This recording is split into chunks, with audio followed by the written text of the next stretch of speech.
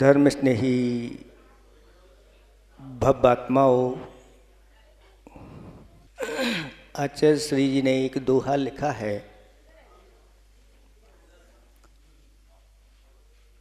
हाथ देख मत देख लो,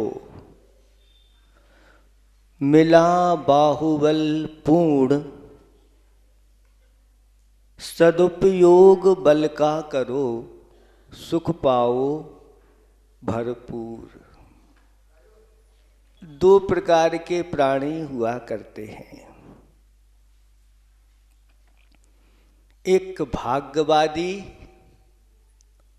और दूसरे पुरुषार्थवादी होते हैं। भाग्यवादी जो होता है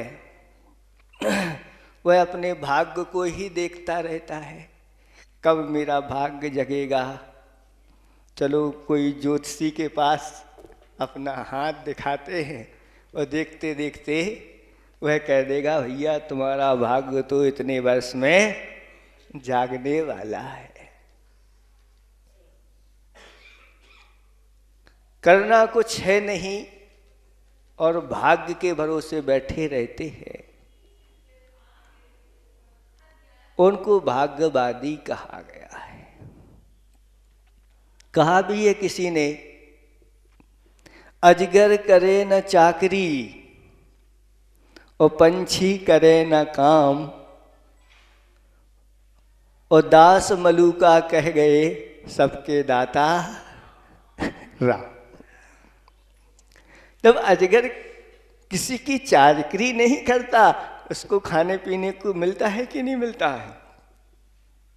तो पंछी करे ना काम, पंछी किसी के यहाँ नौकरी करते हैं क्या? उनको सब भोजन पानी की व्यवस्था हो जाती है कि नहीं?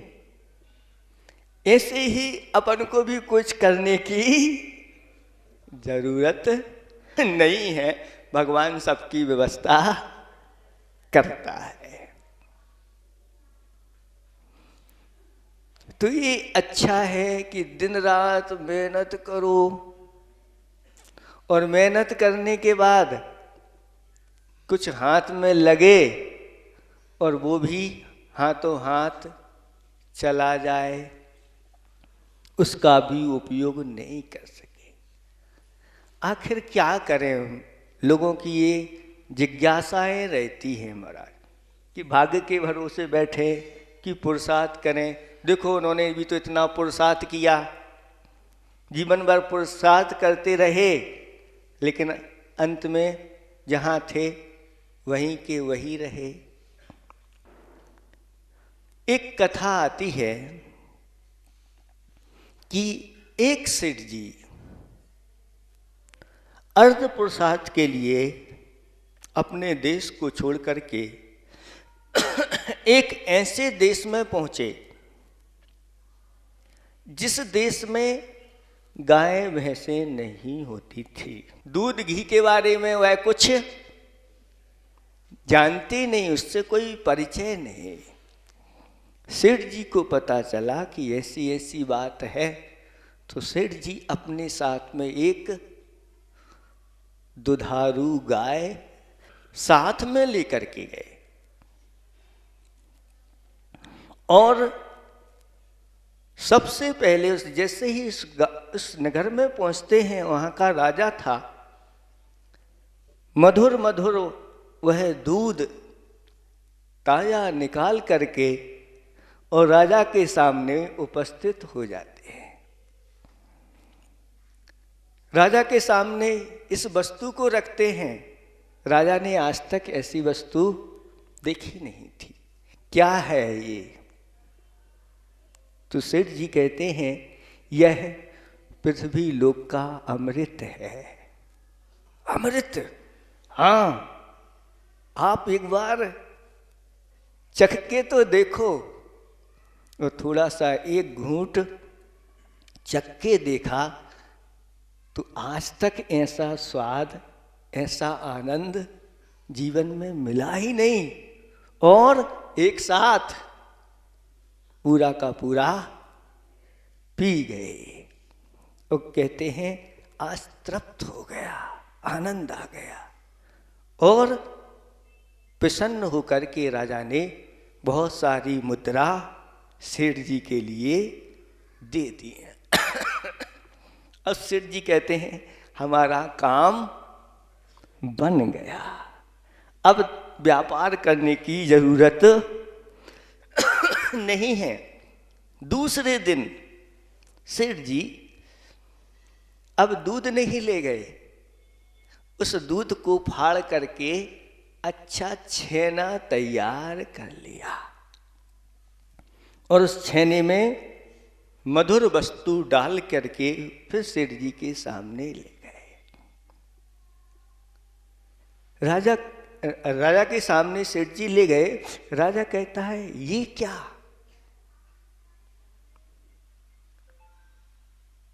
तो सेठ जी कहते हैं ये अमृत कल था, ये तो अमृत से भी बढ़कर के है, आप इसको चख के देखिए। और जैसे ही राजा ने चखा तो कल से बढ़ करके उसका स्वाद आया और पूरा का पूरा साफ हो गया।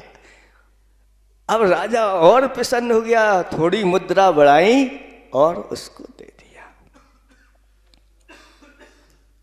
सेठ प्रसन्न होके फिर चला गया। तीसरे दिन अब वह उस दूध को ओंटा करके और उसके मावा बना करके और उस मावा में बूरा मिला करके ले गया। और जब राजा ने उसको खाया तो उससे भी बढ़कर के आनंद आया। राजा ने फिर मुद्रा दे दी। चौथे दिन अब सीधा सीधा बूरा नहीं मिलाया मावा में, उसको घोंट करके और उसके पेड़े तैयार किए। और ऐसे पेड़े तैयार करके राजा के सामने नई चीज है। राजा बहुत प्रसन्न है कि ये अद्भुत चीज है, ये उससे भी बढ़कर के है। ये पेड़े प्रसिद्ध होते हैं, आगरे के पेड़े, कुंदे के पेड़े, ऐसे कुछ कुछ प्रसिद्ध होते हैं। और ऐसे मथुरा के, आगरा आदि जाके चलते हो मथुरा के पेड़े। और जब पेड़े खाए तो उस मावा से भी ज़्यादा आनंद आया। ऐसे करते करते अगले दिन फिर नई चीज रसगुल्ले तैयार करके ले गए। और ऐसे करते करते नई नई चीजें जितनी दूध और घी आदि के माध्यम से तैयार होती थीं, राजा को प्रतिदिन ऐसी चीजें खिलाई जाती थीं। बहुत सारा धन सेठ जी ने इकट्ठा कर लिया। कहते सेठ जी अब तो पर्याप्त हो गया है, अब यहाँ से हमें चलना चाहिए। राजा से कहा कि राजन अब हम जाना चाहते हैं। तो राजा कहता है अब आप जा रहे हो तो फिर मुझे ये चीज़ें कहाँ मिलेगी? ऐसा करो,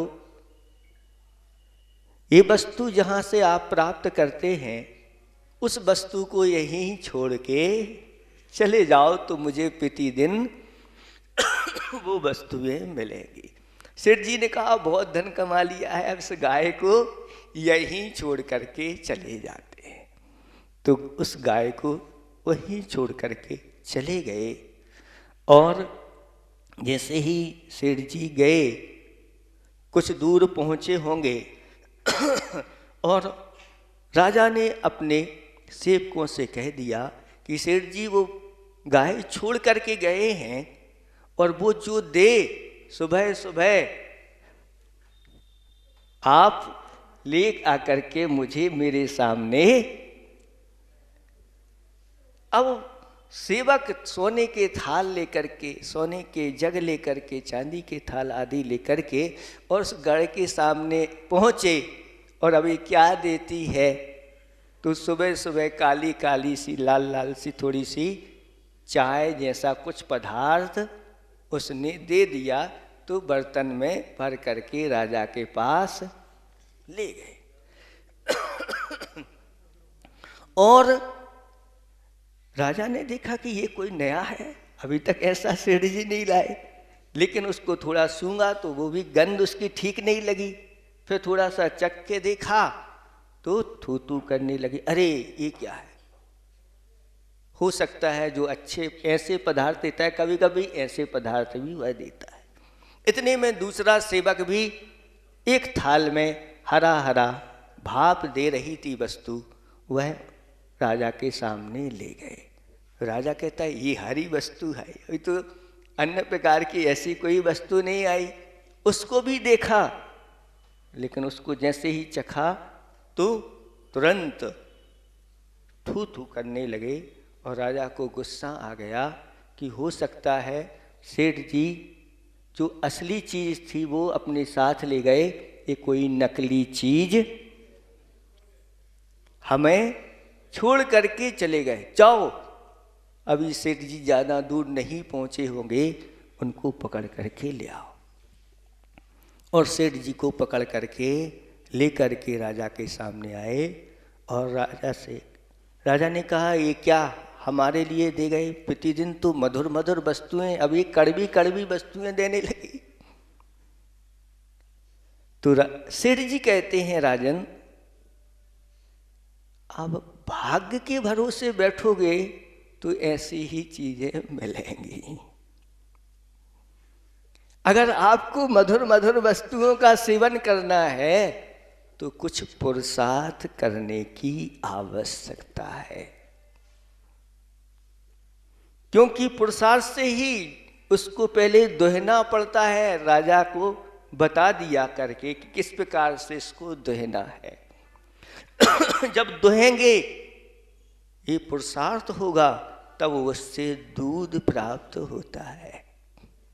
अब दूध सामने रख लो और भाग्य से कहो हे भाग्य यह दूध मावा में परिवर्तन हो जाए। माला ले लो, एक माला फेर लो, हो जाएगा। हो सकता है, लेकिन उस प्रकार का भाग्य चाहिए।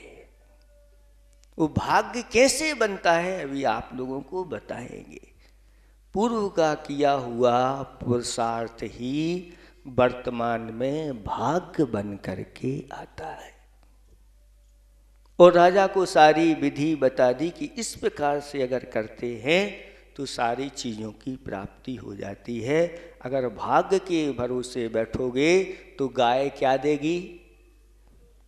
भरोसे नहीं मिलता। जितना जैसा जिसका भाग्य हो उसके अनुसार वस्तु मिलती है। इसलिए आचार्य भगवंतों ने पुरुषार्थ करने की प्रेरणा दी है, करते हैं। और साथ साथ में उनका भाग्य भी कुछ रहता है तो उनके कार्य की सिद्धि हो जाती है। दो देव थे, एक भाग्यवादी और एक पुरुषार्थवादी। वो कहता है मैं बड़ा, वो कहता है मैं बड़ा, और दोनों में विवाद हो गया। विवाद हुआ तो अब निर्णय कौन दे? चलो भाई इंद्र के पास चलते हैं और इंद्र जो निर्णय देंगे वो हमारे लिए मान्य हो जाएगा। इंद्र के पास पहुंचते हैं। इंद्र कहते हैं पहले आप अपना अपना बल दिखा लो, फिर उसके बाद मेरे पास आओ, मैं निर्णय दूंगा। दोनों देव धरती पर आए। धरती पर देखा कि एक दुखी वृद्ध पुरुष उन्हें दिखाई दिया।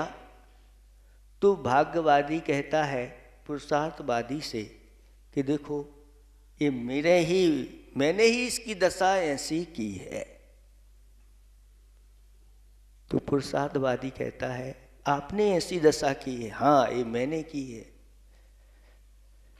तो पुरुषार्थवादी ने उस व्यक्ति को बुलाया और कहा सुनो, वहाँ जाओ जंगल में, वहाँ पर चंदन का वृक्ष है और उस चंदन वृक्ष की एक लकड़ी लाओ और जाकर के राजा को भेंट कर दो। वह व्यक्ति गया, चंदन की एक लकड़ी लाया और राजा को भेंट की। तो राजा ने प्रसन्न होकर के उसके लिए एक स्वर्ण का हार दे दिया। और स्वर्ण का हार ले आकर के घर पर आया और बाहर खूंटी पे टांग करके हाथ पैर धोने लगा। इतने में एक चील आई और उस हार को उठा करके ले गई। अब कहता है भाग्यवादी, देखो हमने कहा था ना भाग्य के बिना कुछ नहीं होता। तो पुरुषार्थवादी कहता है रुको अभी और पुरुषार्थ बाकी है। और उस वृद्ध से कहा कि जाओ फिर पुनः एक बार राजा के पास जाओ और अपनी सारी घटना सुना दो। वह राजा के पास गया और राजा से कहा कि राजन, आपने जो हार दिया था वह तो चील ले गई, हमारे हाथ में कुछ नहीं लगा। तब राजा ने कुछ और थोड़ी सी असरफियाँ एक थैली में उसको दे दी। अब वह थैली लेकर के आ रहा था और सोचा कि ये थैली अब कोई ले ना जाए, तो इसको छिपा करके रख देते हैं। और वहीं पर चूल्हे की जो राख रखी थी उस राख में वह छिपा देता है, अब कोई देख ना ले, इसको हम उठा ले। नहीं, इसलिए आचार्य भगवान कहते हैं हाथ मिला मत देख लो, हाथ देख मत देख लो।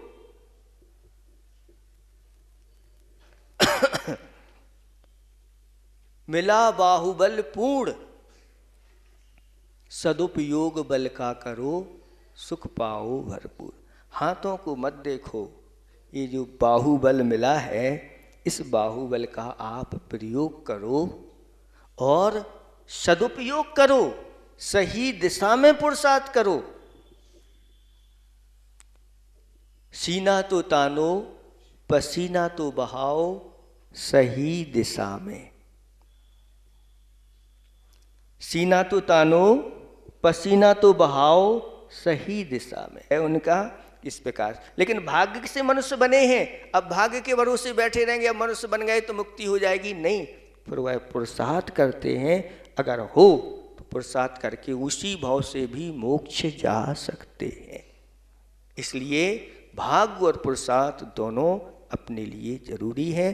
इसलिए जिन वचन के या आचार्य भगवंत के इस दोहे को अच्छी तरह से अपने चित्त में बैठा करके कि हाथ मत देखो, बाहुबल मिला है उसका सही सही सदुपयोग करो, आपको सबको सुख मिलेगा, आप सभी सुखी हों। इन्हीं भावना के साथ अहिंसा परमो धर्म की